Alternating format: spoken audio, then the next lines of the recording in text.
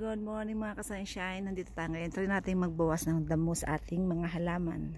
Napansin ko marami ng dry leaves ang ating malunggay.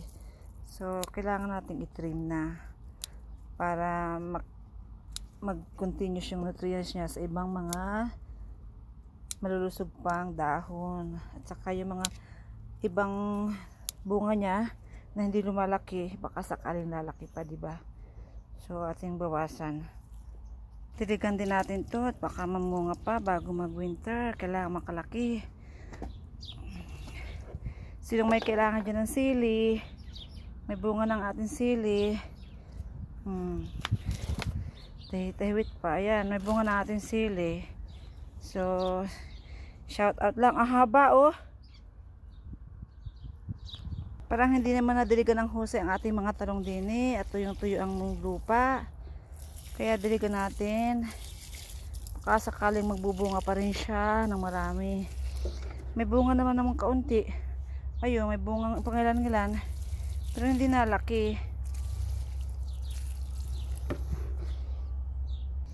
Bawasan natin ng dahon ang ating talong. Baka sakaling magbubunga ng mamumulaklak. Ayan, mamumulaklak. Nabawasan natin ang dahon mga ka-sunshine. Oh. Tagilid ang video. Bawasan natin ang dahon. Baka sakaling magbubulaklak. Dami, may bunga naman siya. Kaya lang hindi lumalaki. Oh. Yung mga bunga. Subukan natin gahukan. Para malusog. Mamay lagyan natin ng vitamins. Putihin natin itong isang zucchini na ito. Baby zucchini. Oh, bigyan natin kay Lucy. Para makalaki pa to. Ayan, naninilaw na. Yung problema nito. Lagyan natin ng sapi ng ano para hindi nakalapat sa lupa. Lagyan natin sa tabi ng mga pampatibay. Nasa na? Yan. Ang ating itlog. Natin ng mga scrap food.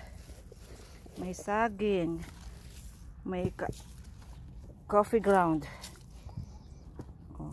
Tapos sa ating tatabunan para pagdilig natin pupunta yun doon para tumibay-tibay. Lahat ng puno gawa natin ng gano'n, lagyan natin ang pataba, coffee ground. Yan, sama-sama sila para pagdidilig natin. Yeah, oh, mukhang hindi tumataba ay. Ganun lang gagawin natin sa bawat puno. Lagyan natin ng pataba, mga food scrap. Makakatulong din siya para mamunga ng malago, ha? Maraming bunga. Ito, lagyan natin ng patungan. Masyadong madami itong bunga. So, let's try natin lagyan ng sapin sa ilalim. Ay! Ano yun? Ugat. Pero hindi naman. Para elevated lang siya. Ay! Oh. Para elevated siya. Oh. So, hindi naman kaano yung bunga niyan. Iniangat lang natin. Yan. Hopefully makalaki pa siya. Hindi ko alam kung okay, hope makalaki siya. Yan. Lagyan natin sa pin.